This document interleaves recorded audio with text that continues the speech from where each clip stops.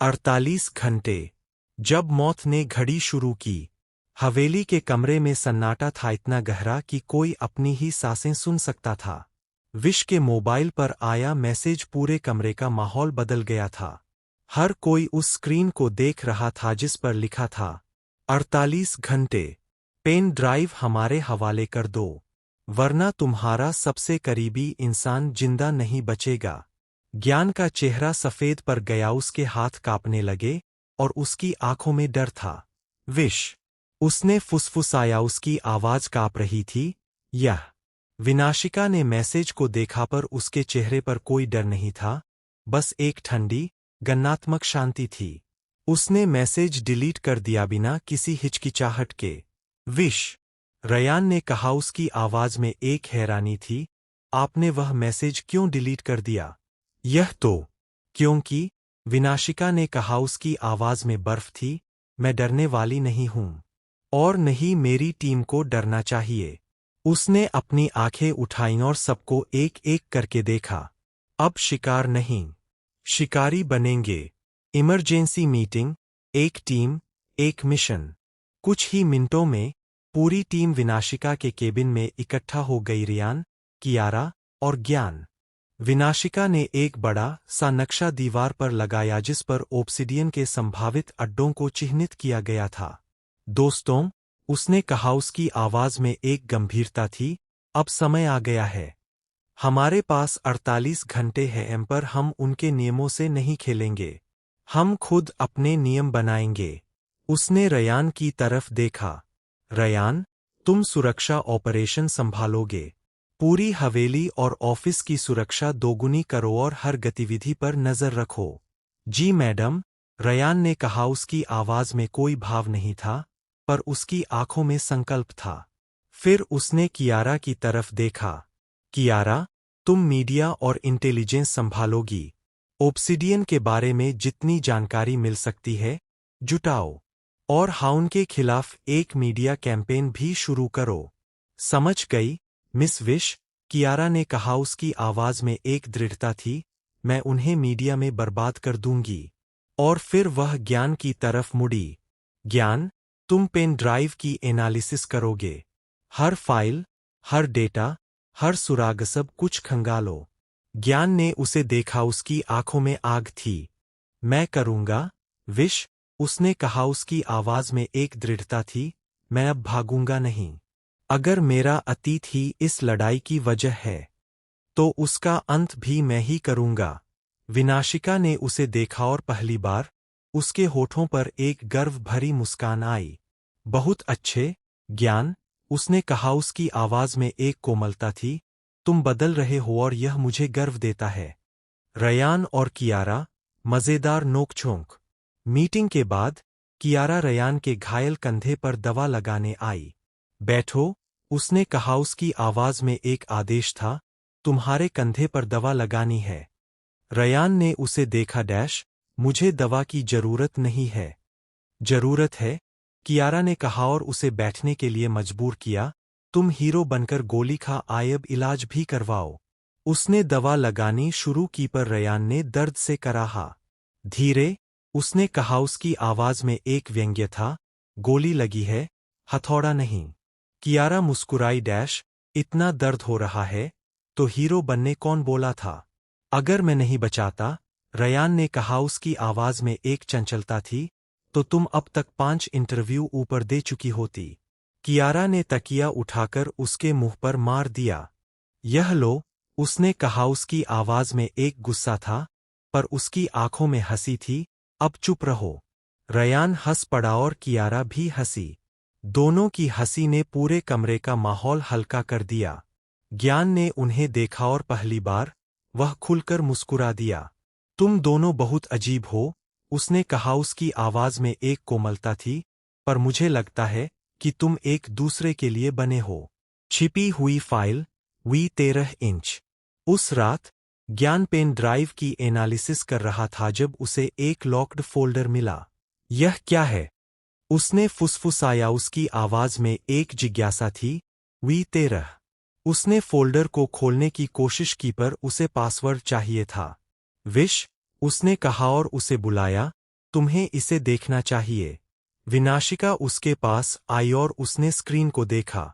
V13, उसने कहा, उसकी आवाज में एक हैरानी थी। यह क्या है? मुझे नहीं पता, ज्ञान ने कहा, उसकी आवाज में एक गंभीरता थी, पर हमें इसे खोलना होगा। कियारा ने पासवर्ड डालने की कोशिश की पर हर बार गलत हो जाता था।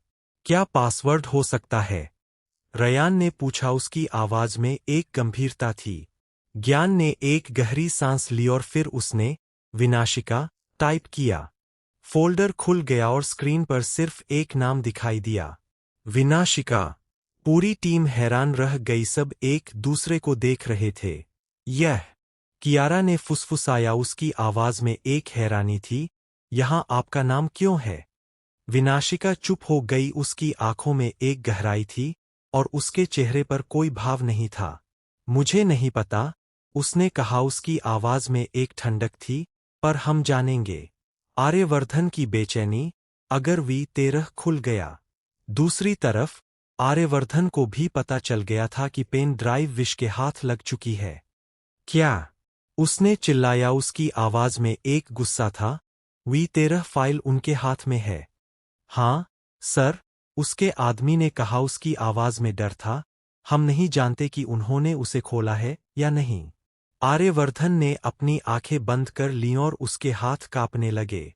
अगर V13 फाइल खुल गई, उसने कहा, उसकी आवाज में एक डर था, तो सिर्फ ओब्सिडियन नहीं, हम सब खत्म हो जाएंगे।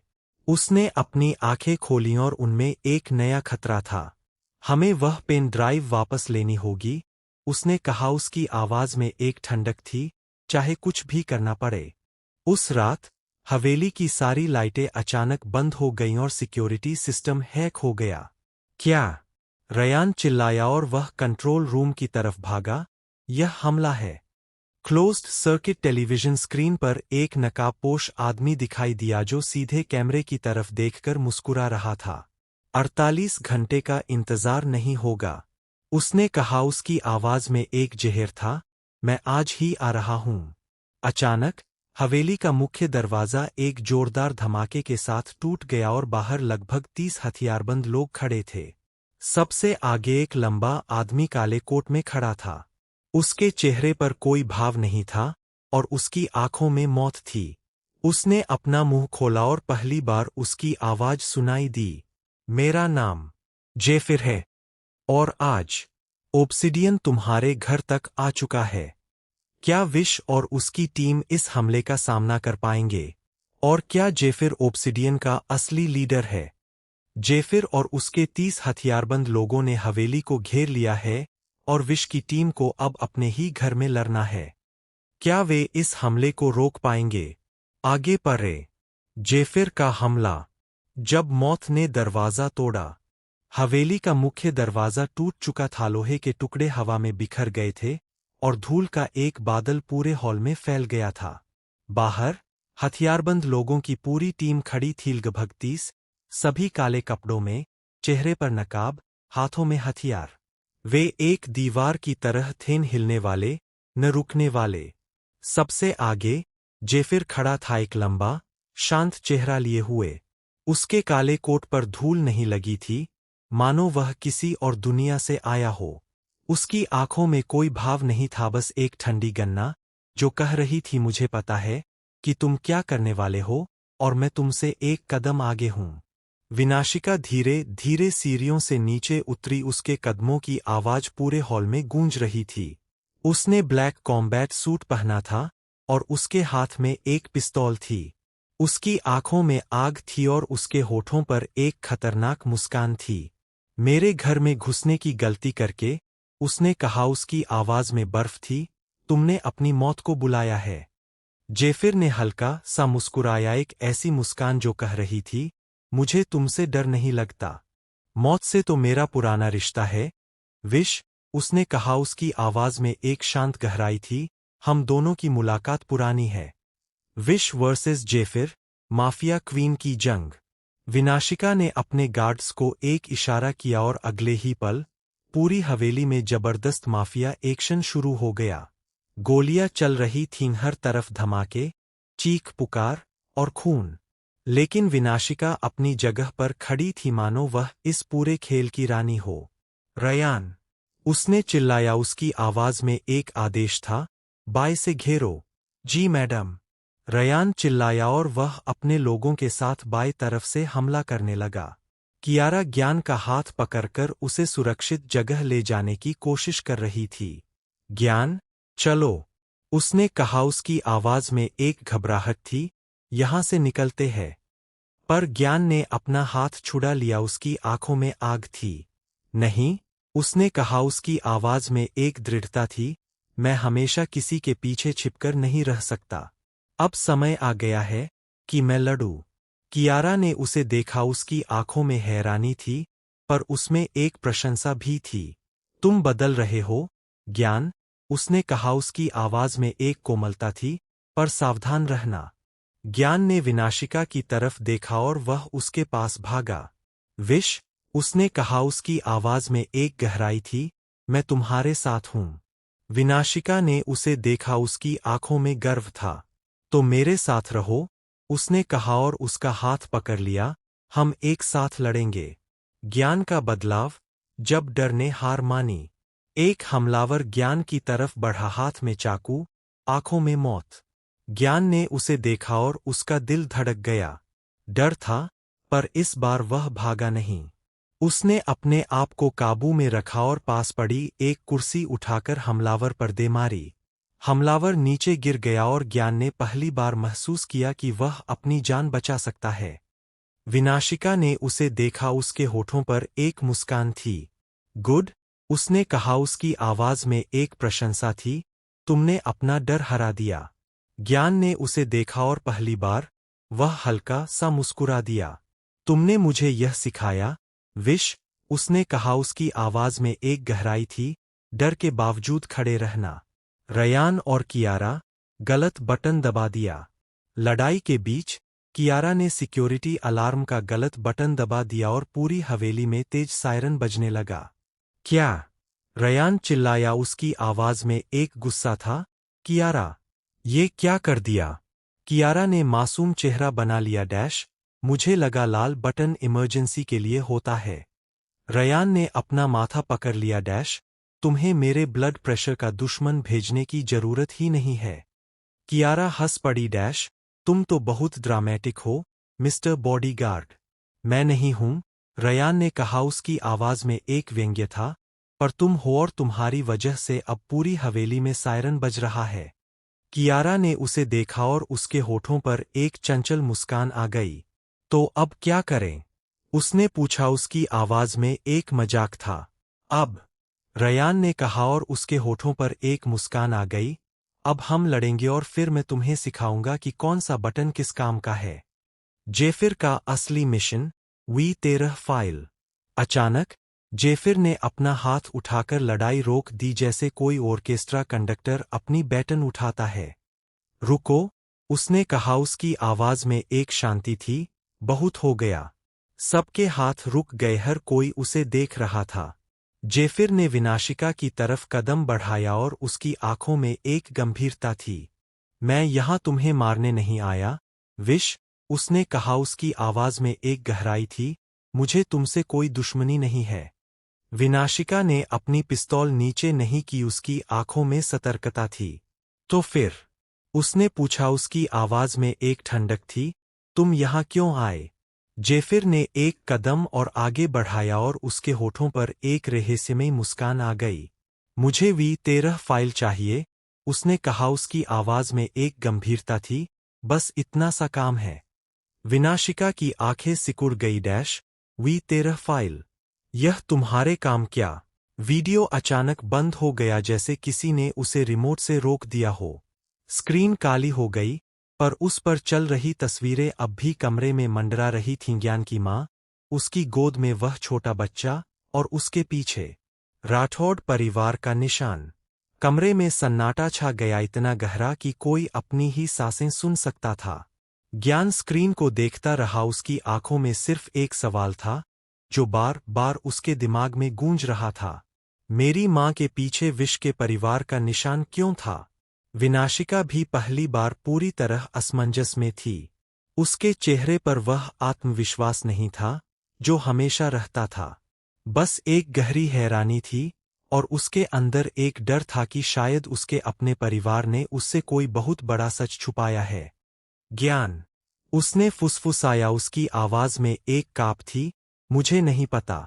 मैंने कभी यह निशान नहीं देखा। ज्ञान ने उसकी तरफ देखा, उसकी आंखों में दर्द और गुस्सा दोनों थे। तुम नहीं जानती, उसने कहा, उसकी आवाज में एक तीखापन था। यह तुम्हारे परिवार का निशान है, विश। यह तुम्हारे दादा का निशान है। और मेरी माँ उस निशान के सामने खड़ी है। मुझे नहीं पता, ज्ञान, विनाशिका ने कहा, उसकी आवाज में एक गुहार थी। मैं कसम खाती हूँ, मुझे इसके बारे में कुछ नहीं पता। ज्ञान का सवाल, क्या तुम्हारा परिवार मेरे परिवार को जानता था? ज्ञान ने अपनी आंखें बंद कर लीं और फिर खोल दीं। उनमें अब दृढ़ता थी। विश, उसने कहा, उसकी आवाज में एक गहराई थी। क्या तुम्हारा परिवार मेरे परिवार को जानता था? विनाशिका ने कुछ सेकंड के लिए आंखें नीची कर लीं। वह सोच रही थी, कोशिश कर रही थी कि उसे कुछ याद आए, पर उसके दिमाग में कोई जवाब नहीं था। मुझे नहीं पता, ज्ञान, उसने कहा, उसकी आवाज में एक ईमानदारी थी, पर मैं इसका जवाब ढूंढ कर रहूंगी। मैं इस सच को जानूंगी, चाहे कुछ भी करना पड़े। ज्ञान को उसके शब्दों पर भरोसा तो था, लेकिन उसके मन में डर फिर से जागने लगा था। डर कि शायद यह सच उसे और दर्द देगा, डर कि शायद वह अपनी पहचान खो देगा। अगर यह सच बहुत बड़ा निकला, उसने फुसफुसाया, उसकी आवाज कांप रही थी, तो क्या हमारा रिश्ता इससे बच पाएगा? विनाशिका ने उसका हाथ पकड़ा, उसकी आंखों में संकल्प था।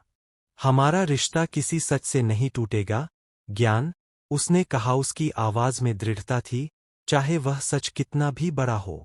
रयान की खोज, प्रोजेक्ट फीनिक्स। उस रात रयान ने V13 फाइल के पुराने रिकॉर्ड खंगालना शुरू किया जब उसे एक पुराना कोड मिला। यह देखो, उसने कहा, उसकी आवाज में एक गंभीरता थी। Project Phoenix, 25 years ago. Kiara तुरंत अपनी नोटबुक निकाली, उसकी आंखों में उत्सुकता थी। 25 साल पहले क्या हुआ था? उसने पूछा, उसकी आवाज में एक जिज्ञासा थी। यही पता करना है, रयान ने कहा, और उसने कंप्यूटर पर पुराने सरकारी रिकॉर्ड और अखबारों के आर्काइव्स खंगालने शुरू कर दिए। कियारा उसके साथ बैठ गई और दोनों ने मिलकर पुरानी फाइलें, अखबारों की कतरनें और रिपोर्ट्स पढ़नी शुरू कर दीं। यह बहुत पुराना है, कियारा ने कहा, उसकी आवाज में एक थकान थी। हमें कुछ मिलेगा भी। मिलेगा, रयान ने कहा, उसकी आवाज में दृढ़ता थी। हमें बस ढूंढना है। फनी मोमेंट, अखबारों की कहानी। कियारा लगातार पुराने अखबार पढ़ते पढ़ते थक गई। उसने अपना सिर मेज पर रखा और एक गहरी सांस ली। रयान, उसने कहा, उसकी आवाज में एक मजाक था, अगर इस कहानी में सच नहीं मिला ना, तो मैं इन सारे अखबारों को खा जाऊंगी। रयान ने उसे देखा और उसके होठों पर एक हंसी आ गई। इतना आसान नहीं है, उसने कहा, उसकी आवाज में एक चंचलता थी। पहले ये तय करो कि चटनी कौन सी होगी। कियारा ने उसे घूरा, उसकी आंखों में एक गुस्सा था, पर उसमें एक हंसी भी थी। तुम्हें मजाक सूझ रहा है, उसने कहा, उसकी आवाज में एक व्यंग्य था। तुम्हारे साथ रहकर सर्वाइवल सीख रहा हूं, रयान ने कहा, और उसके होठों पर एक मुस्कान आ गई। तुम इतने सारे अखबार खा लोगी, तो मुझे तुम्हारी पाचन शक्ति की चिंता होगी। कियारा ने एक तकिया उठाकर उसके मुंह पर मारा। चुप रहो, बॉडीगार्ड साहब। रयान हंस पड़ा और कियारा भी हंसी। दोनों की हंसी ने थके हुए माहौल को थोड़ा हल्का कर दिया। एक पुराना रिकॉर्ड, राठौड़ और अज्ञात परिवार। अचानक कियारा की नज़र एक पुराने अखबार पर पड़ी जो किसी फाइल के बीच दबा हुआ था। रयान, यह देखो, उसने कहा, उसकी आवाज में एक उत्साह था। यहाँ कुछ है। उन्होंने अखबार खोला और उसका हेडलाइन देखकर दोनों चौंक गए। 25 साल पहले राठौर और एक अज्ञात परिवार के बीच रहस्यमय समझौता। नीचे एक धुंधली तस्वीर थी, पुरानी, मानो कोई पोलेरॉइड कैमरे से ली गई हो। तस्वीर में विश के दादा और ज्ञान की मां एक साथ खड़े दिखाई दे रहे थे। यह कियारा ने फुसफुसाया, उसकी आवाज में एक हैरानी थी। यह तो ज्ञान की माँ है। और विश के दादा? हाँ, रयान ने कहा, उसकी आवाज में एक गंभीरता थी। यह साबित करता है कि दोनों परिवारों का कोई पुराना संबंध था। कियारा ने तस्वीर को ध्यान से देखा पर इस समझौते की शर्तें क्या थीं?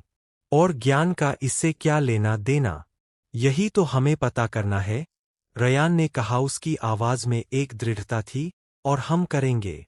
विश का बड़ा फैसला, दादा की डायरी। विनाशिका ने उस तस्वीर को देखा और वह समझ गई कि उसके परिवार ने उससे कोई बहुत बड़ा सच छुपाया है। यह मेरे दादा है, उसने कहा, उसकी आवाज में एक दर्द था। और वे ज्ञान की माँ के साथ है। मुझे कभी इसके बारे में नहीं बताया गया। उसने अपनी आंखें बंद कर लीं और फिर खोल दीं। उनमें संकल्प था। मुझे कुछ करना है, उसने कहा, और वह अपने दादा के पुराने निजी कमरे की तरफ बढ़ी। वह कमरा सालों से बंद था, पर विनाशिका ने उसे खोला। अंदर पुरानी चीजें थीं, तस्वीरें, किताबें और एक पुरानी डायरी। उसने डायरी उठाई और उसका पहला पन्ना खोला। उस पर लिखा था, अगर कभी ज्ञान वापस आए तो उसे सच्चाई बताना। विनाशिका की आंखें फैल गईं, उसके हाथ कांपने लगे। दादाजी, उसने फुसफुसाया, उसकी आवाज में एक आंसू था। आप ज्ञान के बारे में जानते थे। आपने मुझसे क्यों नहीं बताया? आर्यवर्धन की चाल, अब विश को निशाना। उधर आर्यवर्धन को पता चल गया था कि विश ने डायरी ढूंढ ली है। क्या? उसने चिल्लाया, उसकी आवाज में एक गुस्सा था। अब खेल बदल गया है। उसने तुरंत जेफिर को फोन किया, उसकी आवाज में एक जल्दबाजी थी। जेफिर, उन्होंने डायरी ढूंढ ली है, उसने कहा, उसकी आवाज में एक चेतावनी थी। अगर वे सच जान गए तो हमारा खेल खत्म हो जाएगा। जेफिर ने शांत आवाज में पूछा, क्या आदेश है? आर्यवर्धन कुछ सेकंड चुप रहा और फिर बोला, इस बार ज्ञान को नहीं, विश को निशाना बनाओ। विनाशिका ने डायरी का आखिरी पन्ना खोला और जो उसने पढ़ा, उसने उसकी दुनिया हिला दी। उस पर सिर्फ एक लाइन लिखी थी, ज्ञान तुम्हारा दुश्मन नहीं है, विश, लेकिन उसका खून तुम्हारे साम्राज्य का सबसे बड़ा खतरा है। विनाशिका के हाथ से डायरी गिर गई, वह जमीन पर पड़ी और उसकी आंखों में डर और हैरानी दोनों थे। यह क्या है? उसने फुसफुसाया, उसकी आवाज कांप रही थी। ज्ञान का खून मेरे साम्राज्य के लिए खतरा। क्यों? तभी पीछे से किसी की आवाज आई, अब समझ आया कि तुम्हारी शादी क्यों होनी थी। विनाशिका धीरे धीरे पीछे मुड़ी। दरवाजे पर जेफिर खड़ा था, उसके चेहरे पर वही रहस्यमयी मुस्कान थी और उसकी आंखों में जीत की चमक थी। जेफिर, विनाशिका ने कहा, उसकी आवाज में एक गुस्सा था, तुम यहां कैसे? मुझे तुम्हारी हर हरकत पता है। विश, जेफिर ने कहा, उसकी आवाज में एक शांति थी, और अब मुझे पता है कि तुम्हें सच मिल गया है। पर सवाल यह है, क्या तुम उसे स्वीकार करोगी? क्या विश उस सच को स्वीकार कर पाएगी? और क्या ज्ञान और विश का रिश्ता इस सच से बच पाएगा? ज्ञान और विश के बीच एक बड़ा सच आ गया है, जो उनके रिश्ते को हमेशा के लिए बदल सकता है। क्या वे एक दूसरे से दूर हो जाएंगे? आगे पढ़े। शादी का असली राज। विनाशिका ने धीरे धीरे पीछे मुड़कर देखा और उसकी आंखों में आग उतर आई। दरवाजे पर जेफिर खड़ा था, उसके चेहरे पर वही शांत, रहस्यमयी मुस्कान थी और उसकी आंखों में वही गहराई थी जो कह रही थी, मुझे सब पता है। मेरे घर में दूसरी बार घुसने की हिम्मत कैसे हुई? विनाशिका ने कहा, उसकी आवाज में बर्फ थी। पिछली बार तुम बच गए, पर इस बार मैं तुम्हें जिंदा नहीं छोड़ूंगी। जेफिर ने एक कदम आगे बढ़ाया, पर उसके चेहरे पर कोई डर नहीं था, बस एक गंभीरता थी। क्योंकि अब तुम्हें सच जानना जरूरी है, विश, उसने कहा, उसकी आवाज में एक गहराई थी, वह सच जो तुम्हारे दादाजी ने कभी नहीं बताया। विनाशिका ने अपनी पिस्तौल उठाई और उसे सीधे उसके सिर पर तान दिया। सच बोलो, उसने कहा, उसकी आवाज में एक जहर था। मेरी और ज्ञान की शादी के पीछे क्या राज है?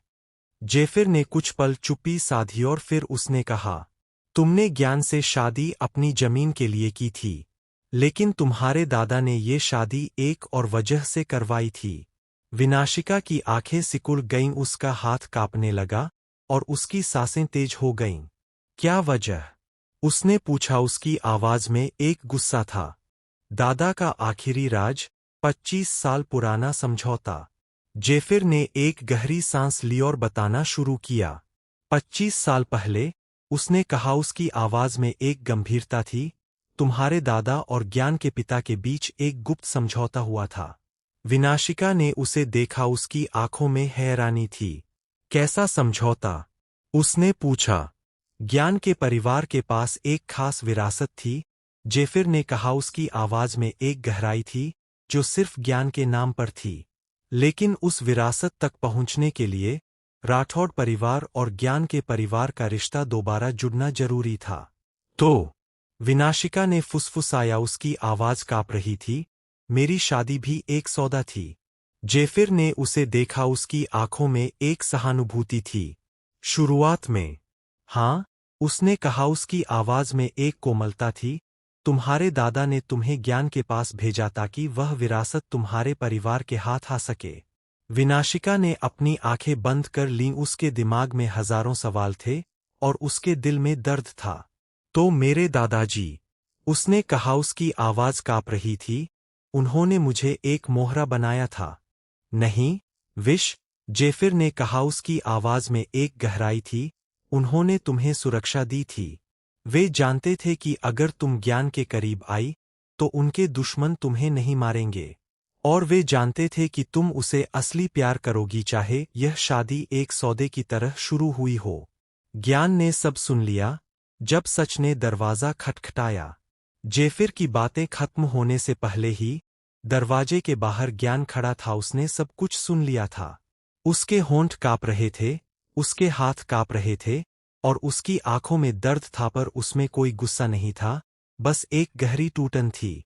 उसने धीरे धीरे अंदर कदम रखा और सबकी नजरें उस पर टिक गईं। ज्ञान, विनाशिका ने कहा, उसकी आवाज में एक घबराहट थी, तुमने सुन लिया। ज्ञान ने हल्की सी मुस्कान के साथ कहा, एक ऐसी मुस्कान जिसमें दर्द था, टूटन थी और एक अजीब सी समझ थी। अब समझ आया, उसने कहा, उसकी आवाज में एक गहराई थी, तुमने मुझसे शादी क्यों की थी? विनाशिका कुछ बोल नहीं पाई, उसकी आंखों में आंसू थे, पर उसने उन्हें रोक लिया। ज्ञान, उसने कहना शुरू किया, पर ज्ञान ने उसे रोक दिया। लेकिन मुझे एक बात का जवाब चाहिए, ज्ञान ने कहा, उसकी आवाज में एक गंभीरता थी, क्या अब भी मैं तुम्हारे लिए सिर्फ एक कॉन्ट्रैक्ट हूं? कमरे में सन्नाटा छा गया, सब उन्हें देख रहे थे, सब चुप थे और हर कोई जानता था कि यह जवाब सब कुछ बदल सकता था। विनाशिका ने पहली बार अपनी भावनाएं छिपा नहीं पाई, उसकी आंखों में आंसू थे और उसके होंठ कांप रहे थे। शायद शुरुआत कॉन्ट्रैक्ट से हुई थी, उसने कहा, उसकी आवाज में एक कोमलता थी, लेकिन अब तुम मेरी सबसे बड़ी जिम्मेदारी हो। ज्ञान की आंखों में हल्की नमी आ गई, पर उसके होठों पर एक मुस्कान थी। बस इतना सा जवाब काफी है, विश, उसने कहा और उसका हाथ पकड़ लिया, मुझे किसी और सच की जरूरत नहीं। जेफिर का नया खुलासा, ब्लैक वैली मैंशन। जेफिर ने अपनी जेब से एक पुरानी चाबी निकाली और उसे विनाशिका के सामने रखा। यह चाबी तुम्हारे दादा ने मेरे पास छोड़ी थी, उसने कहा, उसकी आवाज में एक गंभीरता थी, उन्होंने मुझसे कहा था कि जब सही समय आए तो मैं यह चाबी तुम्हें दूं। विनाशिका ने चाबी उठाई, उस पर एक पता लिखा था, ब्लैक वैली मैंशन। यह क्या है? उसने पूछा, उसकी आवाज में एक जिज्ञासा थी। यह ज्ञान के परिवार की असली विरासत है, जेफिर ने कहा, उसकी आवाज में एक गहराई थी, वहां सिर्फ दौलत नहीं है, वहां वो सच भी है जिसके लिए लोग 25 साल से एक दूसरे को मार रहे हैं। ज्ञान ने उसे देखा, मेरी विरासत, मेरे परिवार की। हाँ, जेफिर ने कहा, उसकी आवाज में एक गंभीरता थी, और वहां पहुंचने के लिए तुम्हें इस चाबी की जरूरत होगी। विनाशिका ने चाबी को कसकर पकड़ा और उसकी आंखों में एक संकल्प था। तो हम वहां जाएंगे, उसने कहा, उसकी आवाज में एक दृढ़ता थी, हमें उस सच को जानना होगा, चाहे वह कितना भी दर्दनाक हो। रयान और कियारा, तैयारी का मजाक। वापस हवेली में रयान और कियारा मिशन की तैयारी कर रहे थे पर उनके बीच एक मजेदार बहस चल रही थी। कियारा अपने बैग में कैमरा, लैपटॉप और 3 नोटबुक रख रही थी, बड़ी मुश्किल से सब कुछ समेट रही थी। तुम सच ढूंढने जा रही हो? रयान ने कहा। उसकी आवाज में एक मजाक था। या पूरा ऑफिस लेकर जा रही हो? कियारा ने उसे देखा। मैं जर्नलिस्ट हूं। बिना सामान के कैसे जाऊंगी? कैमरा नहीं होगा तो कैसे प्रूफ लाऊंगी? नोटबुक नहीं होगी तो क्या लिखूंगी? तुम 3 नोटबुक ले रही हो? रयान ने कहा। उसकी आवाज में एक व्यंग्य था। क्या तुम पूरी किताब लिखने जा रही हो? कियारा ने बैग उठाने की कोशिश की पर वह इतना भारी था कि वह उठा नहीं पाई। यह, उसने कहा। उसकी आवाज में एक हैरानी थी। इसमें कैमरा है या ईंटें? रयान ने बैग उठाया और हंसने लगा। मेरी इन्वेस्टिगेशन भारी है, कियारा ने कहा। उसकी आवाज में एक मजाक था। और जब तुम हंसते हो तो मुझे लगता है कि तुम्हें मेरा काम समझ नहीं आता। ये तो मुझे पहले ही पता था, रयान ने कहा। उसकी आवाज में एक कोमलता थी। पर मुझे लगता है कि मैं तुम्हारी आदत डाल रहा हूं। आर्यवर्धन की चाल, नया खतरा। दूसरी तरफ आर्यवर्धन को ब्लैक वैली मैंशन के बारे में पता चल गया था और उसके चेहरे पर पहली बार गंभीरता थी। Black valley mention? उसने कहा। उसकी आवाज में एक ठंडक थी। वहां जाने की हिम्मत कैसे की?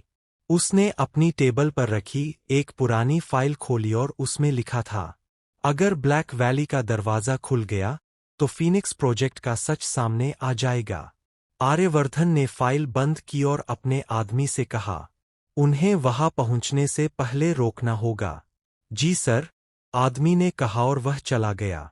आर्यवर्धन ने अपनी आंखें बंद कर लीं और फिर खोल दीं। उनमें एक नया खतरा था।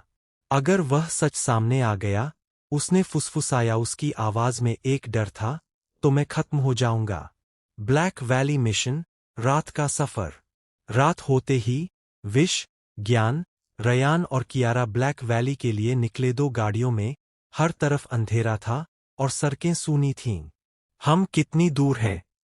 ज्ञान ने पूछा। उसकी आवाज में एक बेचैनी थी। लगभग 20 किलोमीटर, विनाशिका ने कहा। उसकी आवाज में एक गंभीरता थी। पर मुझे लगता है कि हम अकेले नहीं हैं। अचानक कार रुक गई, जैसे किसी ने उसे रोक दिया हो। क्या? रयान ने कहा। उसकी आवाज में एक गंभीरता थी। यहाँ क्या है?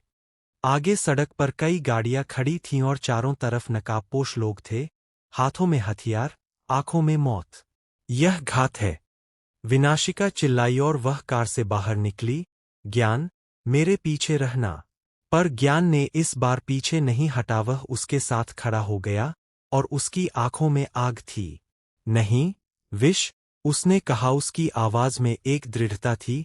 अगर ये लड़ाई मेरे अतीत की है तो मैं भी इसमें तुम्हारे साथ लड़ूंगा।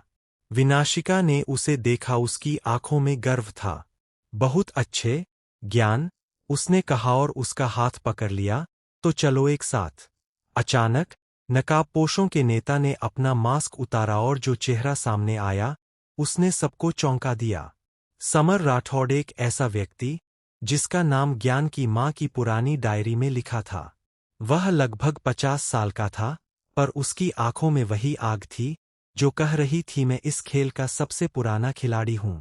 ज्ञान ने उसे देखा और वह जम गया।